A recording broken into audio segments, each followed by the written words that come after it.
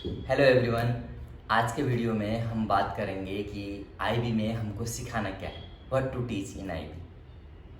अगर आप आईबी में बिल्कुल नए हैं और नया नया आपने आईबी पढ़ाना शुरू किया है तो आपको पढ़ाना क्या क्या है, आज हम इस बारे में बात करेंगे। जैसे कि आप सीबीएसई पढ़ाते हैं या आईसीसीएसई पढ़ाते हैं या आईजीसीएसई पढ़ाते हैं, सब कुछ हिंदी में ही पढ़ाते हैं। ऐसे ही आईबी में भी है, आपको सब कुछ हिंदी में ही पढ़ाना है। पहली बात तो ये है, बस सिर्फ ये है कि यहाँ पर तरीके अलग अलग हो जाते हैं। जैसे कि यहाँ पर जो भी आप पढ़ाएंगे आपको उसको टीओके से कनेक्ट करना होगा। आपको ये सीखने की ज़रूरत है कि जो भी आप टॉपिक पढ़ा रहे हैं उसको टीओके से कैसे कनेक्ट करेंगे। यहाँ पर आप जो भी पढ़ाएंगे आपको अपने टॉपिक कैसे कनेक्ट करने हैं। जैसे मैं एक उदाहरण देता हूँ, मान लिया आप पर्यावरण की सुरक्षा से संबंधित कुछ पढ़ा रहे हैं, तो आप बच्चों से पूछ सकते हैं कि इसको कैसे कैसे जोड़ेंगे। हो सकता है कोई बच्चा पर्यावरण को बचाने के लिए कैस का कोई प्रोजेक्ट कर ले, या कैस में कोई एक्टिविटी कर ले, या कोई क्रिएटिविटी कर ले, कुछ ऐसा चीज़ बना ले जिससे पर्यावरण की रक्षा होगी, सुरक्षा होगी। इसके अलावा आपको एटीएल स्किल पे भी ध्यान देना है, आईबी लर्नर प्रोफाइल पे भी ध्यान देना है। तो ये बहुत बड़े बड़े शब्द लग रहे हैं, एटीएल, आईबी लर्नर प्रोफाइल, लेकिन अगर आप गाइड पढ़ेंगे तो आपको ये चीज़ें बहुत अच्छी तरह से समझ में आ जाएंगी। जैसे मैं एक उदाहरण देता हूँ कि मान लिया एक कक्षा चल रही है, आप पढ़ा रहे हैं और आप सवाल पूछ रहे हैं, बच्चे जवाब दे रहे हैं। यहाँ पर कम्युनिकेशन स्किल हम लोग इस्तेमाल कर रहे हैं, ये बहुत ही आसान है। जैसे मान लिया आप पानी से संबंधित कोई चीज़ पढ़ा रहे हैं और कोई बच्चा उस पर कोई प्रोजेक्ट करना चाहता है, कहीं पे पानी पहुँचाना चाहता है, किसी को पानी देकर मदद पहुँचाना चाहता है, तो वो कैसे का प्रोजेक्ट कर सकता है इसमें। और इसी तरह से आप किसी भी टॉपिक को टीओके से जोड़ा जा सकता है। ख़ास तौर से टीओके एक नज़रिए की बात है। टीओके में कुछ भी सही नहीं है, कुछ भी गलत नहीं है, बल्कि एक नज़रिया है चीज़ों को देखने का। तो इन चीज़ों को आप बहुत अच्छी तरह से और समझ सकते हैं अगर आप गाइड को बहुत अच्छी तरह से पढ़ें। तो चलिए अभी आगे बढ़ते हैं और बात करते हैं कि आपको करना क्या है। सबसे पहली बात, जो आपकी बाइबिल है वो आपकी गाइड है। तो सबसे पहले आपको गाइड को बहुत अच्छी तरह से पढ़ना है। जब आप गाइड पढ़ेंगे तो आपको सारे टॉपिक उसमें मिलेंगे। तो वो जो आपको टॉपिक मिलते हैं, पहले थीम हुआ करती थी, अभी भी थीम का रूप बदल गया है। 5 अलग अलग थीम ही है, उनके साथ सब थीम्स हैं। तो उनको आपको पढ़ाना है। अब पढ़ाना क्यों है, वो पढ़ के बच्चे क्या करेंगे। तो यहाँ पर 3 पेपर होते हैं। जो दूसरा पेपर है उसके 2 हिस्से हैं, इसलिए मैं 3 पेपर बोल रहा हूँ। इसके अलावा आपको जिन बच्चों को भी आप पढ़ा रहे हो, चाहे एचएल हो चाहे एसएल हो, आपको उनकी रिकॉर्डिंग करवानी होती है। एक और चीज़ मैं आपको बता दूं कि लैंग्वेज भी हिंदी में आईबी में एचएल और एसएल 2 चीज़ें। एचएल है हायर लेवल और एसएल है स्टैंडर्ड लेवल।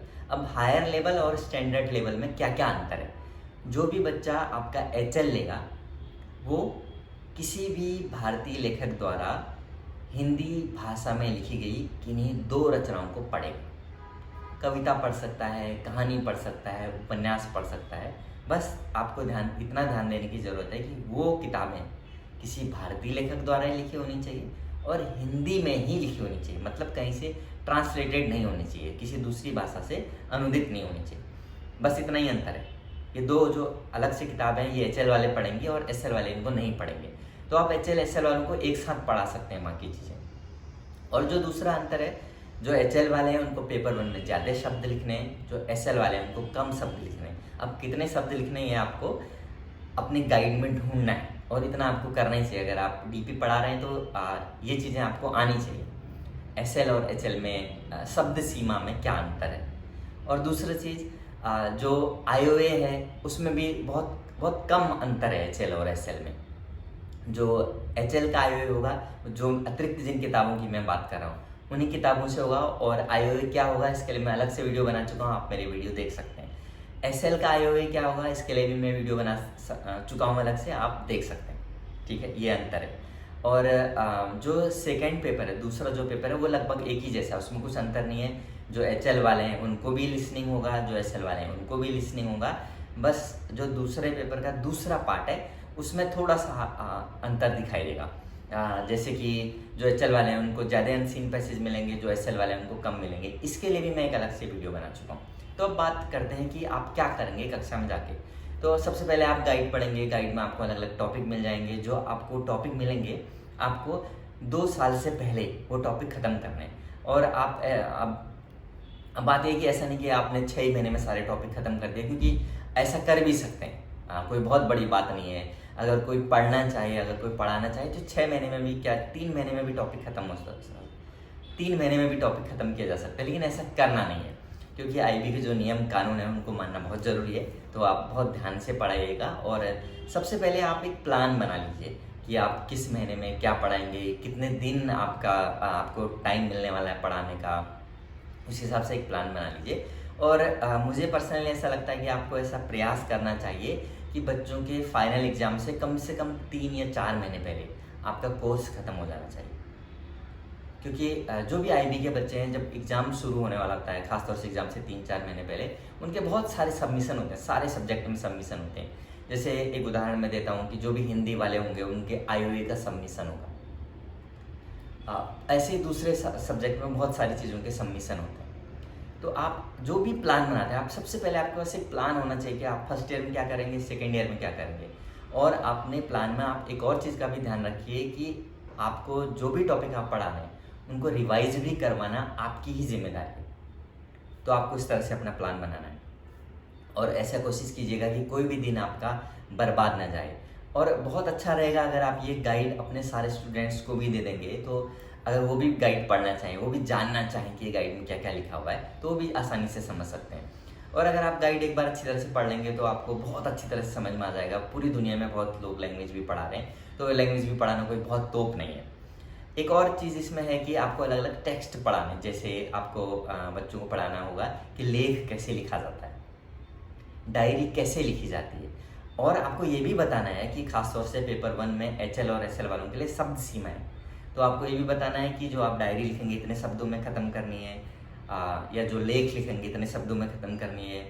और साथ ही साथ उनको इस बात का अभ्यास भी करवाना है कि जो उनके लिए निश्चित समय है, जो पहले पेपर का जो निश्चित समय है, उसी समय में आपका जो स्टूडेंट है वो डायरी ख़त्म कर ले, वो लेख ख़त्म कर ले। इसका अभ्यास करवाना बहुत ज़रूरी है। ऐसा नहीं है कि किसी को डायरी बहुत अच्छी लिखने आती है, वो बहुत कुछ लिख दे डायरी में, अगर शब्द सीमा से बाहर लिखता है तो कुछ फ़ायदा नहीं है उसका, वो चेक ही नहीं होता है। क्योंकि जो पेपर होता है वो स्कैन होके जाता है, और जिसने शब्द सीमा से बाहर लिखा होगा तो वो स्कैन होता ही नहीं है, सिर्फ शब्द सीमा के भीतर का ही स्कैन होता है। तो ये भी बताना आपकी जिम्मेदारी है कि शब्द सीमा के अंदर ही जो भी आपके छात्र हैं वो लिखें। अगर आप इतना करेंगे तो आपके बच्चे बहुत अच्छे मार्क्स ला सकते हैं। इसके साथ साथ जैसे मैंने आपको बोला, आपको ETL का ध्यान देना है, IB लर्नर प्रोफाइल का ध्यान देना है, और TOK का ध्यान देना है, ATLs का ध्यान देना है, आपको कैश का ध्यान देना है। और अब ऐसा नहीं है कि आप खाली मेरा वीडियो देख के पढ़ाने चले जाएंगे, तो आप जहाँ भी पढ़ा रहे होंगे वहाँ भी आपको बताया जाएगा कि आपके कैश कोऑर्डिनेटर आपको बताएंगे कि कैसे आप अपने सब्जेक्ट को, अपने टॉपिक को कैश के साथ कनेक्ट करेंगे।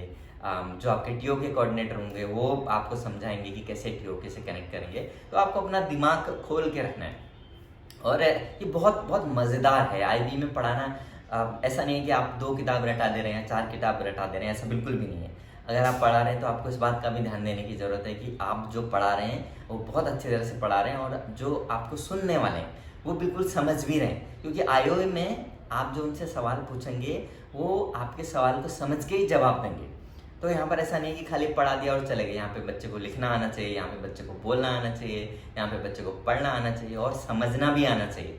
समझना इसलिए ज़रूरी है क्योंकि अभी जो कोर्स में बदलाव हुए हैं उसमें लिसनिंग आ गया, पहले लिसनिंग नहीं था। तो बच्चे को आप जितनी तेज़ी से बोलेंगे, जिस गति, जिस लय से आप बोल रहे हैं, उसको समझना चाहिए क्या बोला जा रहा है। क्योंकि उसका एक पेपर ही पूरा ऐसा है कि उसमें बच्चा आवाज़ सुनेगा और दिए गए सवालों का जवाब देगा।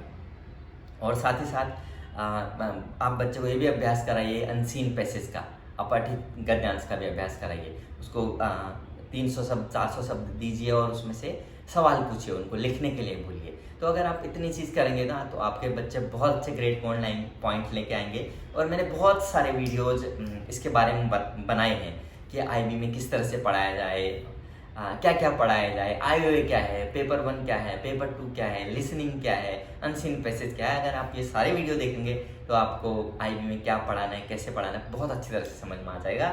मुझे उम्मीद है कि आपको ये वीडियो पसंद आया होगा। मुझे इसी तरह देखते रहिए, अपना प्यार दीजिए, सब्सक्राइब कीजिए और दूसरे लोगों को भी इस चैनल के बारे में बताइए। लैंग्वेज भी हिंदी देखने के लिए आपका बहुत बहुत शुक्रिया। Thank you very much.